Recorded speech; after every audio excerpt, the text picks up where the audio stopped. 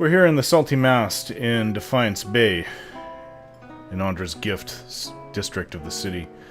We're here to find a prostitute named Serel. She has an Engwithan medallion worth quite a bit, and I've just paid quite a bit to see her. Well, I don't know if you guys want to watch. I don't really plan to do anything so much.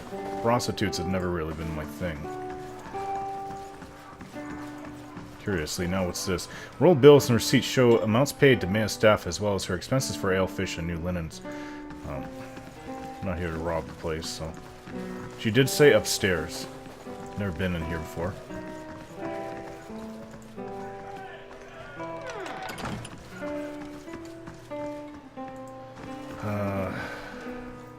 Welcome. She leans on the bar, her black painted nails tapping the wood. What'll it be? What can you tell me about this place? She arches an eyebrow. Every foreign sailor and visiting villager knows about the Salty Mouse. It's the most famous brothel in Defiance Bay. She points to an Amawa woman.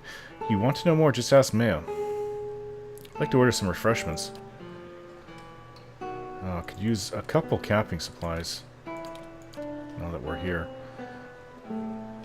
Ale for everyone. Ale. Anything to sell? Well, we have this to sell. As long as you take it, we'll sell it. Sell this scepter. Sell this cape. Well, thank you very much. Drinks for everyone. Could use another one. Sure. But that's good enough for now. Oh, the stairs are here. It's hard to miss that. Can't kick me out like that. Been around any longer than any of them. Older drunkard. How do you do? His robes are torn and stained with vomit. He turns his eyeless face towards me, wiping his mouth. Come for a story? His speech is slurred and his voice ragged. I told all the best stories. He slaps his chest. It's my club, anyway. What club? The Club for Refined and Prestigious Gentlemen. He prods my shoulders. Wait, if you don't know about the club, you must be... He heaves, catching at his chest. After several precarious seconds, he recovers. Where was I? Oh, you must be here about the ring. The ring. He shoves it into my hand. Have to have that to get into the lounge, he hiccups. They don't just let anyone in, you know. He wipes a hand on his shredded robe. It's the most exclusive club in Defiance Bay. He slaps me on the back. And whatever you do, don't tell them you're new, or... He turns away, overcome by a fit of dry heaving. Okay. Hello? Talk to me if you got questions about the attractions. Take it she's dancing for him. Interesting. Let's go upstairs. Look for this woman, this elvish woman. Supposedly she's beautiful, but she's got this magical gift. I'm not sure exactly. She has this Engwithan medallion. Okay. Hello. Welcome. The dwarven maid raises the hem of her skirt to show you a well-muscled leg. You've never experienced anything like this before, trust me. I have to ask, what do you mean? Why, I could climb a tall thing like you all night. She slaps a smooth, firm thigh. Not right now, thank you. Okay, let's, maybe I'm gonna go first. Huh? I don't think that she's elvish, no. Hello? Good day to you. Yes, she is one. Pale elf's gold eyes are the color of a winter sunset. She touches my cheek with a cool hand. You look like you've journeyed far. Let me show you comfort and rest. Tell me about yourself. I came to Defiance Bay from the frozen lands at the southern end of the world. Few of my people venture this far north, but none know how to warm a cold night like we do. Her skin seems to glow in the darkened bar. How much? Her thin lips curl upwards. Just 500 pounds to experience the most secret of the southern arts. No thanks. Well, I know you're not her. Nice ring. You may enter. Oh. Well, thanks to that guy downstairs. This woman's busy. What in here? Let's see. These beds are enormous, though. Up close, these look more comfortable than one might expect. Well, where is she? Well, there's some guards here. Hello? I'm keeping an eye on you. This must be her. Hello. Welcome. Powder almost hides the circles under her eyes, and red dusts her two prominent cheekbones. Rouge dusts her two prominent cheekbones. Despite it all, Serel is beautiful. She favors me with a smile she must have practiced and perfected. Hello, stranger. Let me make you more comfortable. So the guards are just going to stand there and watch. There's something I need to discuss with you. She runs a smooth finger along my neck and under my chin. Just tell me what you like. It's extra if you want to bring someone else in, though. Your friend Thirstwind sent me. He needs that medallion. So do I. Serel raises her chin. I offered him his half of the money, and he refused it. She crosses her arms and paces in a slow circle around me. I'm sure he told you all about his broken clan. Did he also tell you that I got him where he is today? I really am sorry for him, but I'll bet you anything he lives better now than he did in Ir Glanfath. I've worked a long time for a way out, and I'm not giving it up just because Thirstwind suddenly got nostalgic.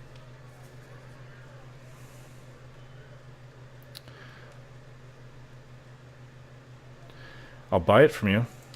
She laughs. It's worth 6,000 pounds. If you've got that kind of coin, I'll gladly help you spend it. Oh, that's so much we can, but I've already paid 1,000 for this. No. No, I'm in it for the coin. I've got...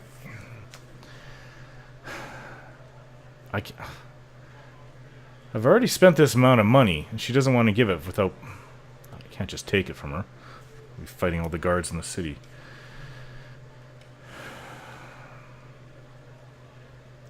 Well, I've already spent the money. Let's forget about the medallion. I'd like you to help me find something else.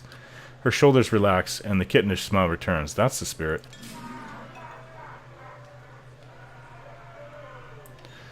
So I guess there's no chance of that medallion, then. Good day to you. She looks at me curiously. Back again? Let's just talk about Thirstwind and that medallion. I am really sorry for him, but I bet you anything... Thirstwind has no right to ask this of you. I'll tell him to leave you alone. She lets out a weary sigh. Would you? I can certainly make it worth your while. Well, we also have a new job from this place.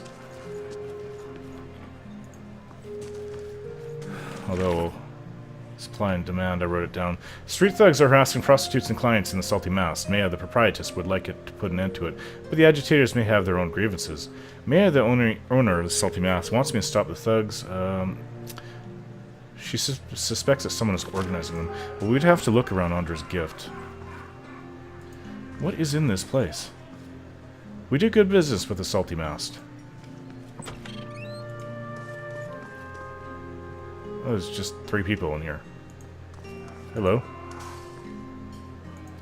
She has nothing to say to me. Hello.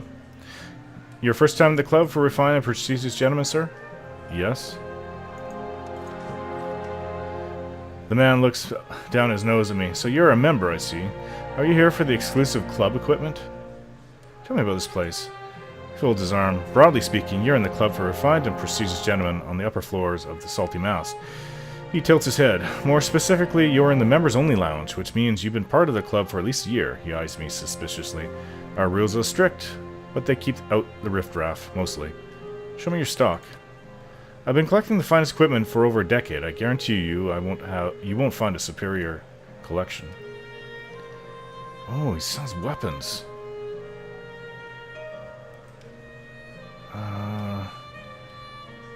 Gilt Blade of Lorn? It's a unique two-hand sword. I'm looking for a long sword. How much is this one? 3,000 pound. It's got more accuracy, does more damage. Whether single-edged or double-edged, swords are always straight-bladed, one-handed weapons that can be used to cut or thrust at an enemy. In some circumstances, swords lack the raw slashing power of sabers, but they are more flexible against a variety of armor types. This is better than my fine sword that I've enchanted up so very much. Just slightly better.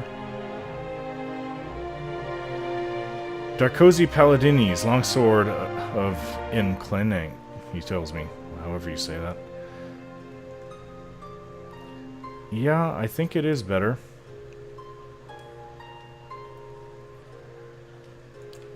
Maybe I'll buy it. Lysander's blade? Well, that's another one-handed sword. It does about the same thing, actually. Sword of the Pricks? It's a saber. Ader uses these. It's okay. It's Codpiece of Vigor?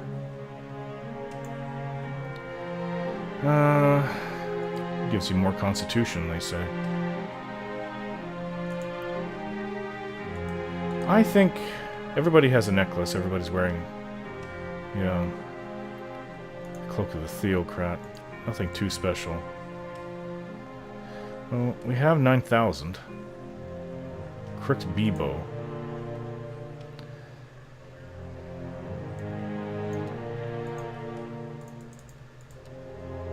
Fine Warbow.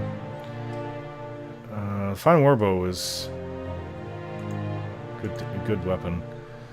The Tempera? Great Sword. I think I want to buy that one sword that I saw. Yeah, this one. I'll buy it. I wonder if he'll take anything in trade. These books... no. He needs one book. Oops. Yeah, will you take all these?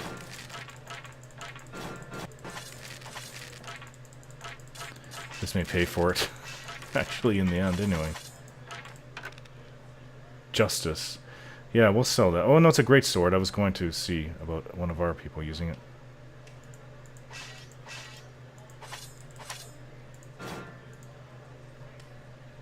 Fine scepter. We'll keep those. All these armors we don't need.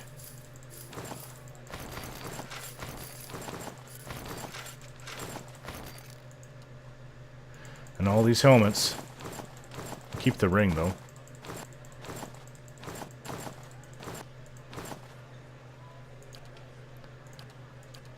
Oh. Looks like I'm owed money.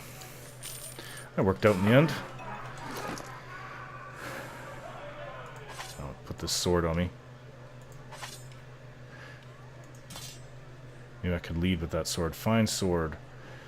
It is definitely better than what I'm using. I'll lead with this sword. Fire and ice, kind of.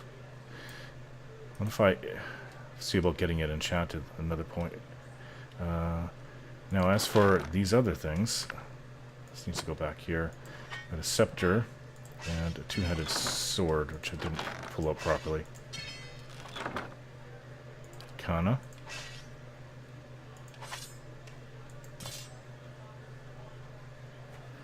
Yeah, he was... This is Justice, a great sword, two-handed. Well, find a stock. Justice is a good weapon.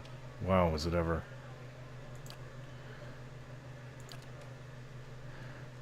Fine scepter, fine scepter. He already has one of these. We can sell these.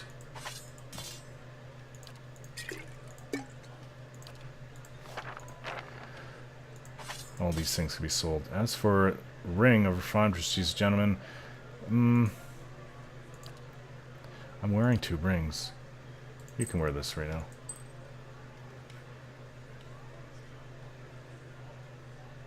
Alright then. Hello. As you near, you feel a vibrant history containing the essence of this woman's soul. Voices from its past seem to call out to me. Reach out to the soul. You see a tall woman crouched over her drink, sitting alone in an unkept inn.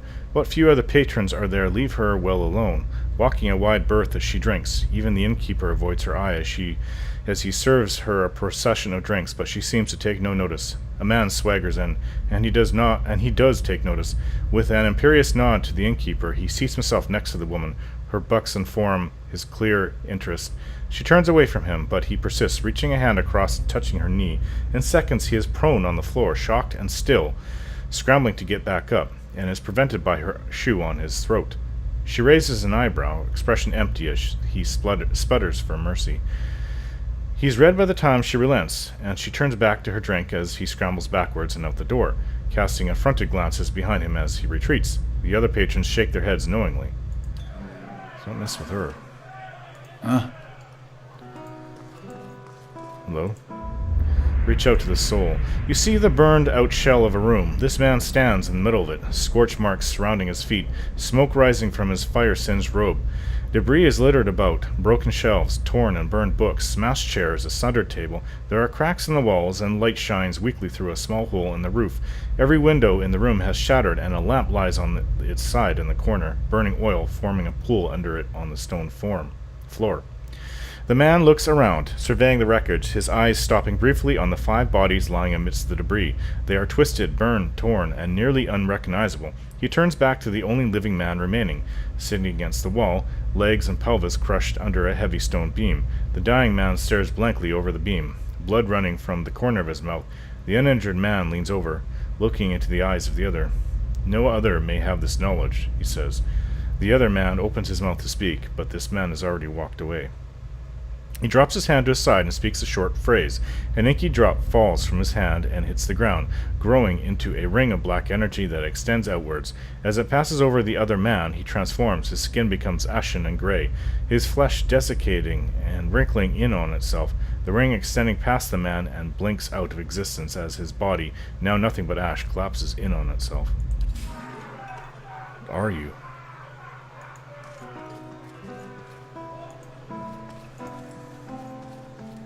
Hello. His eyes are red-rimmed and unfocused. He stares into a filthy mug as if searching for something. He shivers and takes another drink. Why don't you just take one of them stools over there? He swats at the air in my general direction. Nowhere else for me to go, not with the wife in a state and my boy. His face freezes with a stricken expression and he turns back to the bar, muttering into his drink. Okay. Let's go, guys. I've had enough of this place.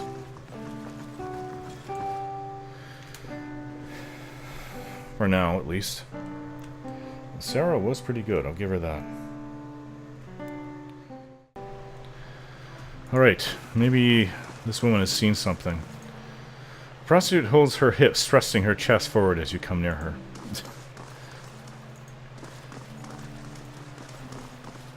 I've never been out here.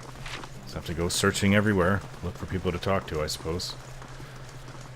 We are here also searching for no... Who are these people? I'm afraid of thugs, though. What have we here? Another tourist in the gift? He nods to his shifty-eyed companions. Let's give them a proper welcome. I don't think so. Attack. Wait. Fools.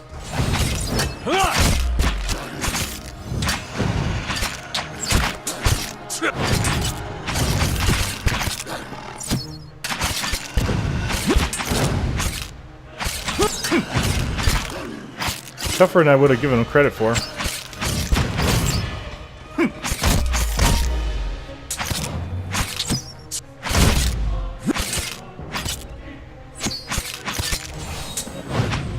Only one left. Done. Got all these weapons. There's a key here. Rusty bronze key. This old key looks like it's been rusted from years of exposure to the salty air. Oh, that was pretty easy.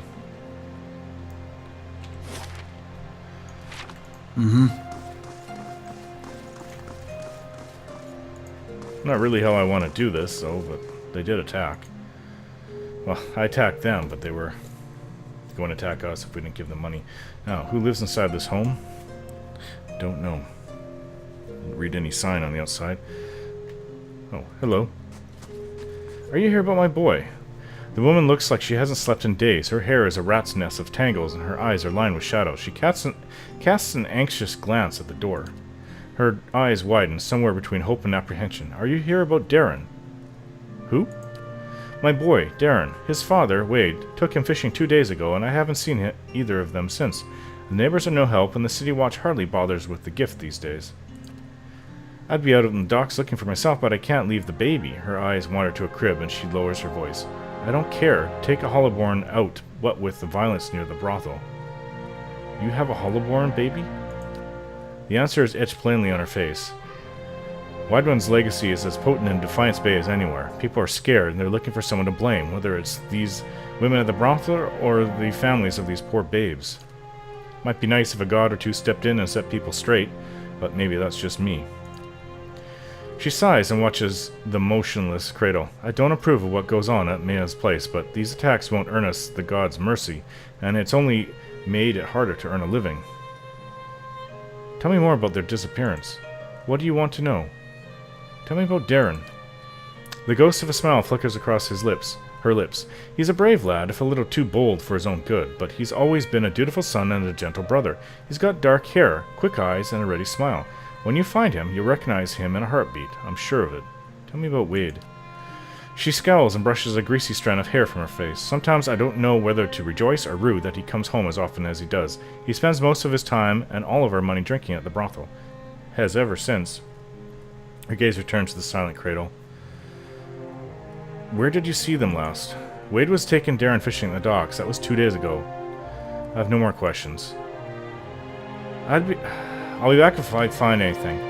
Audit closes her tired eyes, likely for the first time in 2 days. I don't know how to thank you. I don't know how much to spare these days, but Ondra bless you for anything you can do. I know where he is. We just saw him at the brothel. He even mentioned something about his son and his wife in some kind of state. We'll have to pay him a visit. At least I don't have to look far for this one. Alright, the man was over here drinking. Just left him an hour ago. Hello? Can a man drink in peace? Perhaps you've had enough to drink. His eyes are filled with shame and self-loathing. What do you want from me? I heard about Darren. Are you okay? Wade turns his mug in his hands. No, not at all. I was taking the boy fishing, and I just wanted to stop on the way for a drink. A quick one, so I told him to wait for me outside. I only meant to stay a few minutes, but by the time I came out, he was gone. And you sit here still? She snorts.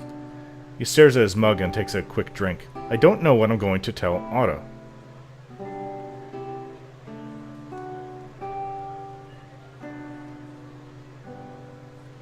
That's no excuse to just sit here. Get your ass out there and look for him. You think I haven't tried? I've lived in Ondra's gift all my life. When someone's been missing this long... Wade turns back to his drink and takes a long gulp. Come on. Can a man drink in peace? Never mind, you are a loser of a father. I'll go looking for him then. Dead or alive, I'll find this boy. I don't know Ondra's gift. How's the hand? Turning purple. I'd have to cut it off. I warned you not to pet him. If I'm not supposed to pet him, why is he so soft? Hater. That was a mistake. He is a fluffy fox. Holy. I want to pet him too, but he kind of growls at me when I come near, so... No petting. No petting at Tumac. I do appreciate him in battle, though. And as long as he directs his fury on our enemies, then that's all I care about. Oh, hello. It takes a smooth tongue to solve problems, doesn't it? Sometimes. What's with this home?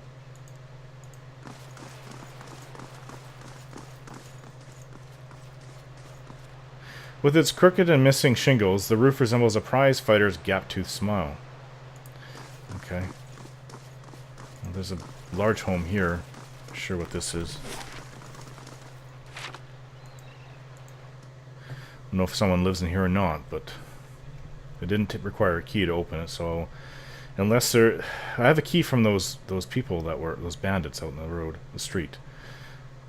I don't think that this is their place, but... well, look. Flies everywhere. I don't think anyone lives here. Oh, well, we have our fill of camping supplies, so...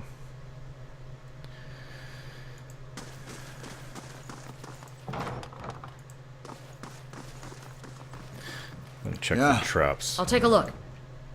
My ability to trust places is really dissolved. Scroll of Tanglefoot. That's what the druid ogres were using on us. Yeah. Ah. As you enter the room, you see several figures huddled together. They stand at attention, armed, but not in matched gear like the Crucible Knights. At the center of the group, one woman looms over another, holding a flail. She snarls at the cowering figure. You've got pages of research here. You expected to believe this was just your scratch work? It's nothing, I promise. Just my notes. You hear a painful smack as the woman backhands her captive. We know you were meeting with the Crucible Knights. You think they're the only ones with power in the city? They call us the dozens for a reason. Now I won't ask you again. At a nudge from one of her men, the woman turns and sees me watching. Her eyes narrow. You shouldn't be here. Is this Vienna? I was looking for Vienna. What's going on here? She tightens her grip on her flail. Nothing you need to know about. Okay. Got battle. Everybody, get ready.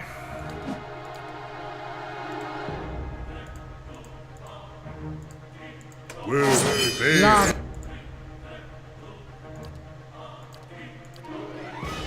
What the heck is that? Beyond.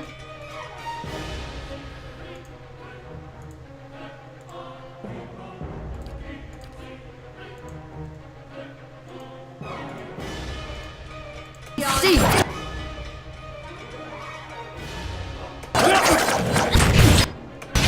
That worked well. Good work.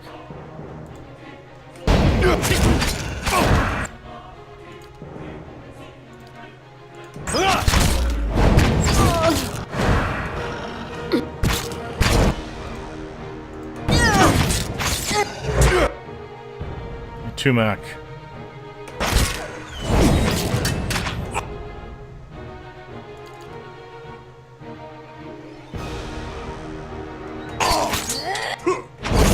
Why is Vienna attacking us?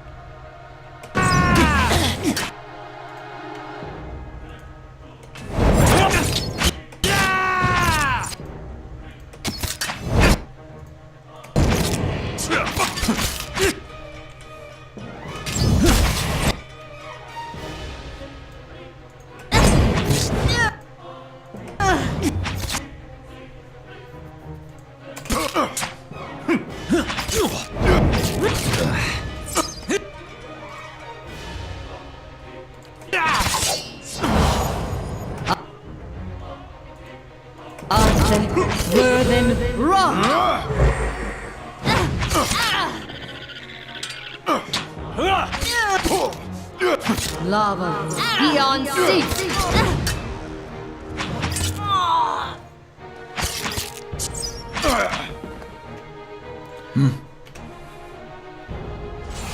Tough ones. Find the flail. Aru Breaker. Unique heavy armor. Interesting. Not as heavy as what I'm wearing. Should sell. Ooh. Flex against range. Interesting. What is Vienna's research? These pages contain Vienna's research on Anguithan techniques for imbuing matter with essence. She appears to have developed a method based on her studies of animals. Animats. I read that wrong. On the first page is a note to someone named Dunstan. Why do I know that name? Take it. Take it all.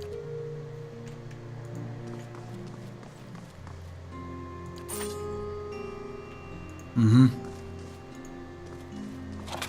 Oh yes, camping. So what was going on here? Why did even Vienna attack me? The rope coiled around the chair feels painfully scratchy. Hammer and chisel. The water in the pail is murky with blood. Maybe they're torturing Vienna. Well, that's it. That's all there is here. Now I remember.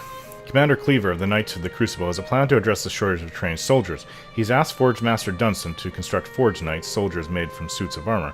Dunstan has crafted the armor and now just needs the research from Vienna to complete the project. I retrieved Vienna's notes. Dunstan is waiting for them back in the Crucible Keep in First Fires. That's what this job was about. Well, we've seen everything there is in here. I don't understand why she attacked me as well. Or Vienna was actually a man. Interesting.